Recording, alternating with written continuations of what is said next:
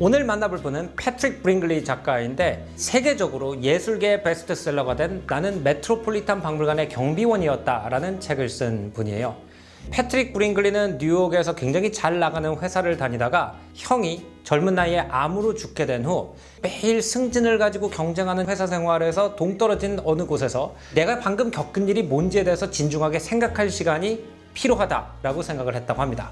이 메트로폴리탄 박물관이라는 삶과 죽음을 묵상하는 작품으로 가득한 공간에서 아무 생각도 없이 멍하게 있을 수 있는 직업인 경비원으로 10년을 일하고 이 사람들이 예술을 접하는 태도, 그리고 예술이 우리한테 주는 영감과 의미가 무엇인지에 대해서 고민하는 책을 썼고요. 이것이 오늘날 시대와 굉장히 잘 맞아떨어졌는지 이 책이 세계적인 베스트셀러가 됐고 우리나라에서도 엄청난 인기를 끌고 있죠. 요즘 뉴스에 보면은 영화관이 지고 미술관이 뜬다라는 얘기가 굉장히 많이 나옵니다. 코로나 때 영화 관람객들의 숫자가 굉장히 많이 줄어든 다음에 아직까지도 영화관은 이전의 레벨로 관중을 모으지 못하고 있대요. 그에 비해서 세계적으로 유수한 루브르 박물관이라든지 이 책의 주제가 된 메트로폴리탄 박물관 같은 경우에는 1년에 700만 명이 넘는 관중들의 발길이 끊이지 않고 있다고 합니다. 심지어 이 책의 내용에 의하면 1년에 메트로폴리탄 박물관을 찾는 사람의 숫자가 미국 사람들이 가장 좋아하는 야구, 농구, 미식축구의 뉴욕 팀의 관중 수를 전부 다 모아놓은 것보다 많을 정도로 사람들이 예술의 위안을 찾고 있다고 해요. 근데 사실 우리가 어렸을 때 야 예술이 밥 먹여주냐? 이런 말이 있을 정도로 우리가 예술을 갈망하면서도 정확하게 예술이 우리 인생에 어떤 도움을 주는지에 대해서 생각해 볼 기회가 별로 없었는데 이 박물관에서 가족을 잃은 아픔을 극복하고 새 인생을 찾은 패트릭 브링리는 어떻게 해야 이 예술을 진짜 우리 인생의 자양분이 되도록 감상하고 관찰하고 사유할 수 있는지에 대해서 물어볼 수 있는 최고의 사람이라고 생각해서 오늘 인터뷰 준비해봤습니다. You're right. The Met welcomes almost 7 million visitors a year. That's a greater attendance than the Yankees, Mets, Giants, Jets, Knicks, and the Nets combined. I didn't know that. Because I always think of Americans being crazy about sports and not crazy about art. A lot of commentators all over the world are saying that people are so addicted now to dopamine-fueled instant gratification that they're losing ability to sit still in front of an art piece. But the numbers contradict that. What in our 21st century society are pushing people through the museum doors? I think there are a number of things. I don't think that everyone interacts with an art museum in the same way. And I think this is one interesting thing about art museums. You know, if you read a book, everyone kind of reads a book in the same way because it starts here and it ends there, you know? Whereas an art museum is not like that. It's not linear. You can go in, you can go to all different sections, you can do all different things. So a lot of people treat the Met like kind of a big indoor park, not in a bad way, in a nice way. They go, they find the nice spaces, they look at some pretty things, they have a cup of coffee, they go to the store. You know, there are some people who have an intense personal relationship with the Met because they've been there since they were kids. And this is where, you know, they propose to their girlfriend or whatever else. They have a sort of personal geography of the Met. Many people are tourists, of course, and they're going to the museum as a sort of sightseeing. They want to see Washington crossing the Delaware. They want to see the famous things in the same way that you see Times Square or whatever else. But I do think there are lots of people who come into the Met, you have experiences. Even watching a movie at home where you're distracted with your phone or whatever the case, that there's something very kind of fleeting about that just kind of doesn't create a memory. And I think there are something about face-to-face going to a location, standing in front of something that's made by human hands, that has a kind of substance to it, that can create this feeling that you have when, I don't know, maybe when you're taking a hike through woods and you just have this sense of like the majesty of things that is different than your regular life, that has that sacred feeling, that takes you out of the sort of normal rhythm of life. I also think that there is a hunger for art in particular. And I think one of the reasons my book has done well is there are not a lot of books that are written about the experience of art and sort of the first person experience, like what draws us into museums in the first place. that most books that are written about art are written about styles in sub schools and art historical books, which again have value, but I think it misjudges why most people love Van Gogh or love Vermeer or love Japanese prints or whatever the case may be, that it isn't because they're art history nerds necessarily. There's something else going on here. 메트로폴리탄 박물관을 작년에 방문했을 때 메트로폴리탄 북스토어에서 이 책을 처음으로 봤어요. 한국 제목은 나는 메트로폴리탄 박물관의 경비원이었다라는 굉장히 구체적인 제목이지만 영어 제목은 굉장히 시적이고 은유적인 제목이었습니다. All the beauty in the world. 세상의 모든 아름다움. 그러니까 세상에서 아름다운 거를 모아서 만들어 놓은 게 메트로폴리탄 박물관이다. 이런 느낌인 것 같았는데 또 거기에 좀 더 한층 깊은 의미가 숨어 있다는 걸 책을 읽다가 알게 되었습니다. I was trying to figure out while I was reading the book, what does it mean, all the beauty in the world? And then I believe I found what you meant by the title of the book. So I'm going to refer to a section of the book. Too many visitors think of the Met as a museum of art history. Guilty. Well, objective is to learn about art rather than from it. Doubly guilty. But the interest of the arts, you say, reach up to the heavens and down into warm written tombs and touch on virtually every aspect of how it feels and what it means to live in the space between. And there aren't experts about that. And I think it connects neatly with a sentence that I pulled from another part of your book where you say, none of us know much of anything about this subject, the world and all of its beauty.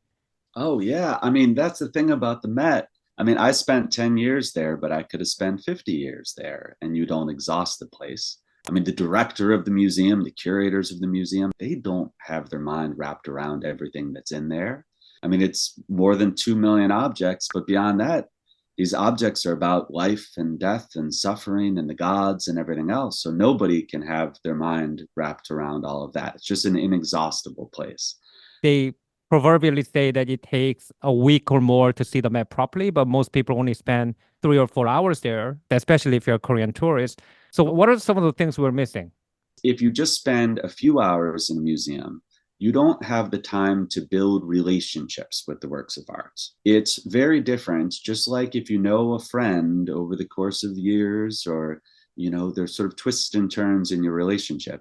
If you're showing up to the Met each and every day in sort of different moods and different mindsets, and sometimes you're very open to experience, other times you're thinking your own thoughts about your life, and those objects mix up with those thoughts that you're thinking about your life. There's all different ways you can interface with the arts and all different meanings that they can pick up. So I think that that's probably the main thing that's missed if you're just visiting quickly. Remember when I was in Italy, I opened door to an old chapel, and there was one 13th century painting of the Virgin. And I was thinking that this Virgin was probably the most important thing that this village had for last 700 years. And then when you go to the Met, you see 50 or 100 virgins next to each other, and that's not the way they were meant to be seen, right? Exactly. I mean, that's very well put. I mean, that village that had that altarpiece, I mean, those people were also starved for images. They weren't like us who just see images constantly, images on our phone, images on advertisements. And they would have been very aware that that image was made by human hands. And beyond that, they would have also had a sense, of course, of the sacredness of the objects. Sacred is an old word that means set apart, set apart from the day-to-day world. And I think you're absolutely right that if you visit an art museum, you're bombarded with all this stuff. So, something that would have seemed absolutely miraculous just seems like another thing you want to check off your checkbox. And you do have to get yourself in a state of mind to quiet down, to become still. And I think I was very lucky because my job was sort of professionally to be quiet and still and watchful.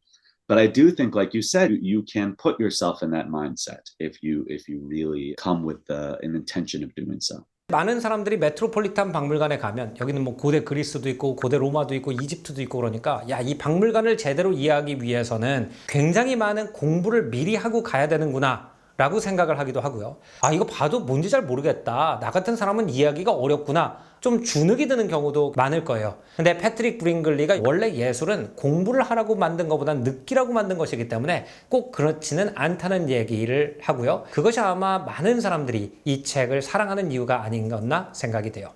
I pride myself in being an art history nerd. I'm not sure if I spend more time reading the etiquette or listening to the audio guide or trying to recall what I read in a book than actually looking at art. So, what are some recommendations, some prescriptions you'd give to somebody like me who has this obsession? I'm going to the museum to study rather than be moved. Yeah, I mean, don't get me wrong. There's nothing wrong with being interested in art history, of course. There's nothing wrong in wanting to know the periods and the styles and learn about the time periods and sort of get into the weeds of academic literature and all the footnotes and everything. There's nothing wrong with that as a discipline. I just think that curators sometimes, because that's their interest, sort of assume that that's the public interest. And so they'll be presenting something that is an altarpiece that is, the passion, it's the lamentation of Christ or something. And they forget sometimes, not all the time, that this was an object that was made for spiritual contemplation. This is something that is contemplating loss or death, also religious dimension, sacrifice, God sacrificing his son who was made incarnate, all of these huge ideas that are really about the world that we live in and the beauty in the world we live in and the suffering and the strife and what it feels to be us. And if you go around an art museum, you'll just realize that these are people, even if they're the Greeks or the Egyptians, that are dealing with a short, finite life and trying to make sense of it and trying to make sense of the splendor of creation and the mystery of what we're all doing here. Why is there something rather than nothing? Why is this something that there is so full and fragrant and blossoming? And what is all this? And I do think an art museum, to answer your question, is a wonderful place to contemplate those things for yourself, to think, well, what is it that I believe? To sort of look at works of art, say, does this sharpen my thinking? Does this contradict my thinking? Can I use this as fuel for sort of, being more imaginative about my thoughts or more precise about my thoughts? There are certain people who have a gift and ability to kind of see the plainness of what they're looking at. Not just look at a painting and think, oh, well, this is Baroque and that means this, that, and the other thing, and let the sort of erudite kind of, hook. What is unique about Rubens? What does he do that's different than Van Dyck? Mm-hmm. But the thing is, when you look at that, you're just looking at a narrow slice of what's there. I mean, what's there is more than that. What's there is pigments. Something as plain as that color of red is gorgeous. And of course, Rubens, who's a very sensual painter, is responding to that. I mean, that's what he's doing. A good deal of the fun of what he's doing is red, is the beauty of human flesh, is, the beauty of his wife, Helene, that he put in all of his pictures, after he married her. And there are people who have a gift of looking at that. Yeah, I love that part of your book where the contractors, they came to the museum and they saw some of the paintings. There was an exhibition of paintings that were unfinished or something. And then they saw the workmanship of the painting and they said it's beautiful. But when they said it was beautiful, they didn't mean it in the purely aesthetic art historical context. But because they were craftsmen, they were appreciating how meticulously the work was done on the painting. Yes, exactly right. I think one question I get asked sometimes is, what advice would you give to curators, museum curators?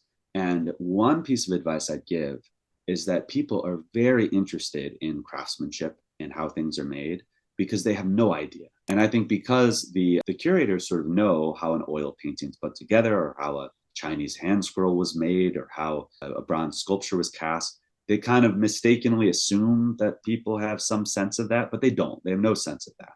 And when they're given a peek into it, like that unfinished painter, they're astonished because it's a very relatable thing. Whether or not a person cares about 18th century Venetian court manners or whatever is being painted, they know what it is to make something well. because they've experienced that in their own life. Maybe they've, gone all out cooking a meal for their loved one, or they've, gone, made their apartment as nice as it can be. And they know what investing care and skill and diligence and into something means. And if you give them that peek, then that's beautiful. Sometimes I get asked the question too, like, what is art? Because that's a question that gets bandied around a lot, because sometimes at the Met, you're looking at armor, or you're looking at, a jug that was made to hold olive oil for the ancient Greeks or something. So you're like, well, is this art? And it's not a complete definition, but one definition I have is just something that is better than it has any right to be. That's more beautiful than you would have any right to expect, because that's something clearly that our species does. Whether it's playing piano or anything else, we human beings accomplish things to just an absurd level that is way better than we have to. That, you don't have to make that olive oil jug that beautiful, but for some reason we do. And to me, that sort of gap creates this feeling, this sort of flutter in the chest. And I think this guy who probably lays down tile work in bathrooms or whatever the case, he knows you make things beautiful, and it does something to you. And I think that's what he was responding to. 우리가 예술을 어떤 면에서는 좀 사치, 어떤 면에서는 여가 활동처럼 여기다 보니까 옛날에 그렇게 가난하고 힘들고 죽음과 매일 맞서던 시대의 사람들이 왜 예술에 이렇게까지 많은 공을 들이고 시간과 에너지를 투자했는지를 잘 이해 못하기도 하는 것 같습니다. 근데 패트릭 브링글리는 앞서 말씀드린 것처럼 가족이 세상을 떠난다는 굉장히 고통스러운 경험을 젊을 때 하면서 예술을 통해서 그거를 극복하는 힘을 얻는 경험을 했고, 그래서 예술이 인생을 이해하는데 필수적이다라는 생각을 하게 됐대요. 그 경험이 이 책을 쓰게 된 계기가 되었기 때문에 가족의 죽음이라는 엄청난 고통을 이해하고 극복하고 소화하는 데 있어서 예술을 어떻게 활용했는지도 물어봤어요. I remember a poignant part of your book where your mother, at a very painful moment in your family, makes a reference to one of those paintings. And, when your brother is very ill and your family is gathered around this bed, you write that your mother said, "Look at us. We are a old master painting." Do you think having that reference in her head helped her understand what was happening a little more? Do you think knowing art helped us navigate through life a little better? Yes, I certainly think so. I mean, to some extent, it makes us feel less alone. I mean, an amazing thing about the Met is you realize that people for thousands of years have been going through these things, have been thinking through these things. I return sometimes to the Chinese hand scroll paintings because I love them very much. And, these pictures that have been some as old as 1,000 years, and they're brushing this landscape. And there's something remarkable about what they depict, and that this interplay between the world out there, what we deal with, but then our internal world, what we can apprehend about it, what we can make of it, and maybe even what we can be inspired to push out through our hands like that master did and make something of it. That these are the things that art makes us really realize. They help us realize that it's a two-way street. This things that happen to us, how we take things that happen to us, how people have crafted stories about this. Something like you mentioned, that image, even just the image of, the Christ laid out and people lamenting around him. The fact that we have that image sort of in our consciousness does imbue similar moments with a kind of grace. That's a powerful idea. But you were working for New Yorker, and then at a certain point in your life, you gave that up. And as you write in your book, you decided to refuge yourself in this cavern of beauty. Could you talk about what prompted you to do that? I wasn't writing for them. I was in their events department doing this big thing called the New Yorker Festival that happens every year. It's I was a liberal arts major. I'd taken some English, some art history, some classics, some religious studies. And that is a plum job for you to get right out of college as a liberal arts major, because it's this sort of thing that feels very impressive to people. It's a very prestigious magazine. And I think somewhat dangerously, I felt kind of impressed with myself. Here, I made it at the big time. These fancy writers know my name. But then when I was there at the New Yorker, my brother Tom got sick with a type of cancer, a very rare type of cancer called a soft tissue sarcoma. He was just 2 years older than me. He was in New York getting his PhD in math. He was a biomathematician and just a really brilliant guy. I was always the sort of more kind of yappy, kind of energetic, ambitious sort of a kid. And he was just this sort of very mild-mannered, soft-spoken, loving, kind of simple, wonderful guy who also just happened to be absolutely brilliant. And he was sick. So all of a sudden, I was spending all this time at his apartment, his one-bedroom apartment with his wife in Queens, and then all of this time in hospital rooms. We spoke about the word sacred as feeling just set apart from the ordinary world. And I think those rooms had that feeling. It was very simple. It was very sort of stripped down. You didn't have to worry about any nonsense or office politics or corporate ladder climbing in there. You were only focused on things that matter, on your family, on my brother who was suffering, but bravely with just incredible grace. It's very beautiful at the same time as it's very sorrowful. One of the things I write about in the book that still strikes me every time I spend time, especially with old, what they call the Italian primitives, 14th century Italian paintings, that these pictures are full of two emotions primarily, I think. One is adoration and the other is lamentation. And I think what's remarkable when you spend time in by a hospital bed is both of those emotions are present and intermingled kind of at the same time. It's very beautiful. You adore, you sort of intensely adore, and it's also very sorrowful. It's, tears you up and your heart kind of brims at the same time as it breaks. And to me, that is what's responsible for this feeling in those galleries, this sort of sorrowful beauty, this sort of luminous sadness that I think is so present in those galleries. So when my brother died, I didn't want to just sort of run back to some office job where you're just, going around at the speed of lights, thinking about this thing, then that thing, then the other thing, then the other thing.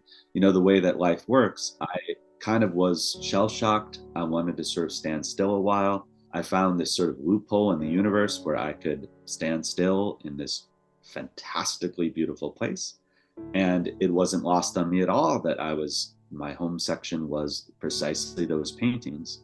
So I was spending day after day with these pictures that were reminiscent of those sacred hospital rooms.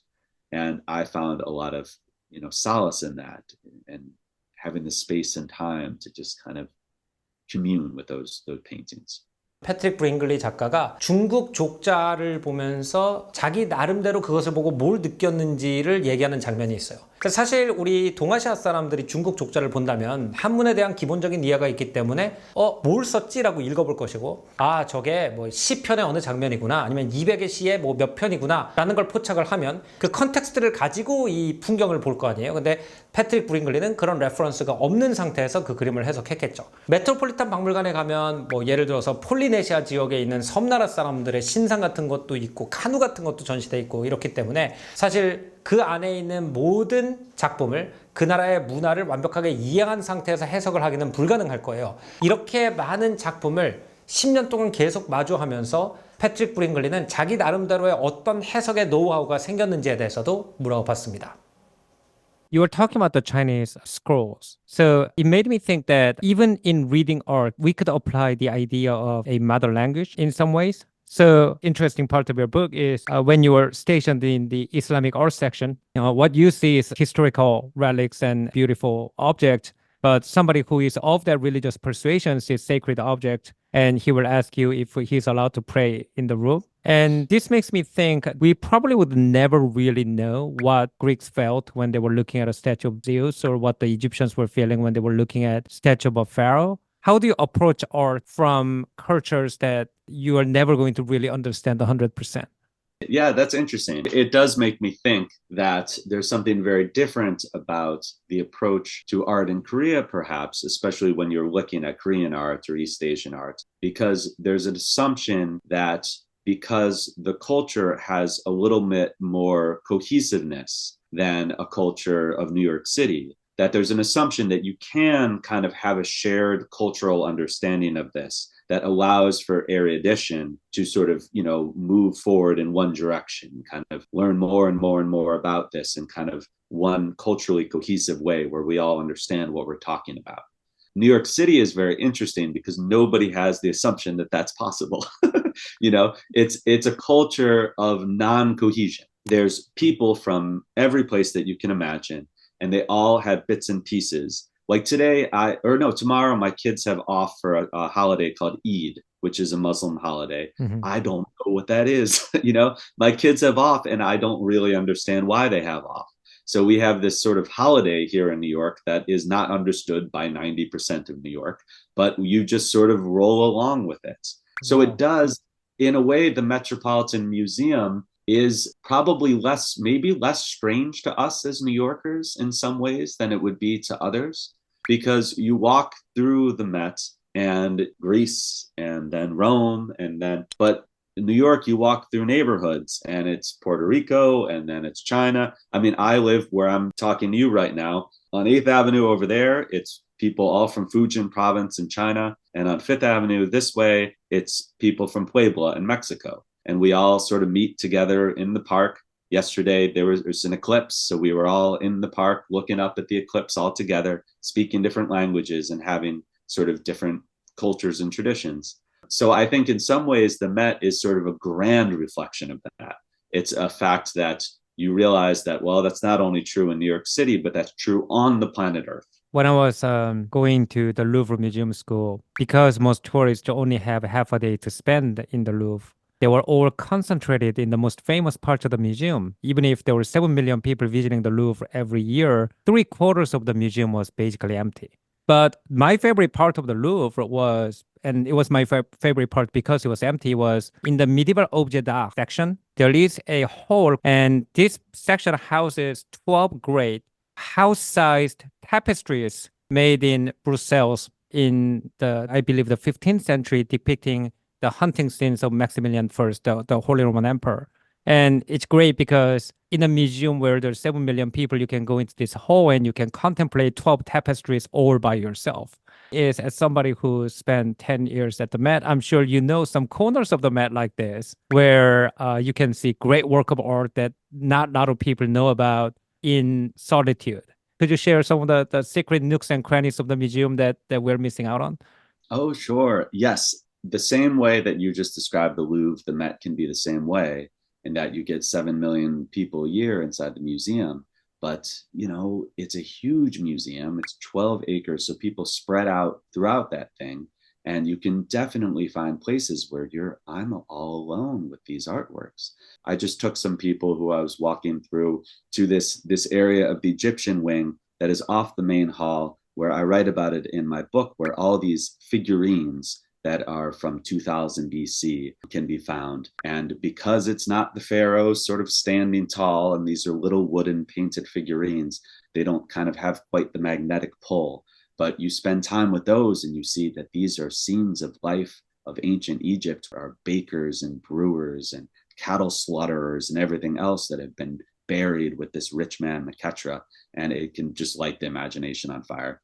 So to end on a light note, I want to ask a fun question. If you could take a piece of art with you back home, like if you could go to the Met right now and you somehow got a permission from whoever in charge.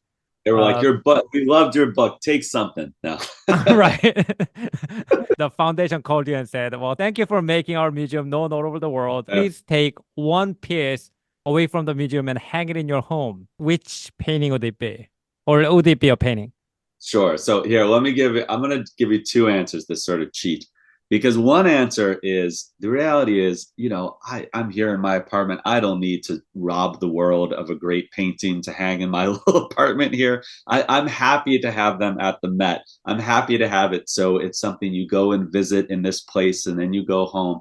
And so I wouldn't rob the world of a great painting. So on that type of answer, I will say I would love to have a Greek coin. I love the Iliad and the Odyssey and the Greek plays. And some of those coins you look at, they look so heavy and they've been imprinted kind of imperfectly such that they have all these ridges. And sometimes I just want to feel that thing. And if you had that in your pocket and could kind of take it out as any time and just sort of feel something from 2,600 years ago or from classical Athens, that would be very evocative to me. But if you forced me to take home a painting, I think I would have to choose The Harvesters by Peter Bruegel, which is this wonderful, huge window of a painting. It's painted in 1565.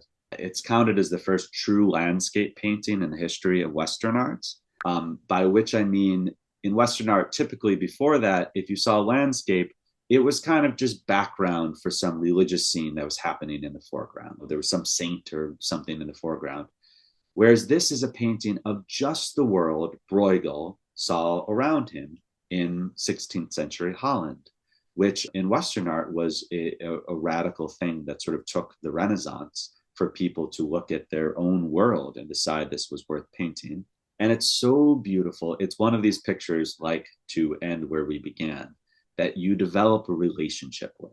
You sort of, the color harmonies become more marvelous. Something about this swoop of this golden grain back toward this distant horizon just feels like a marvelous invention kind of by the artist.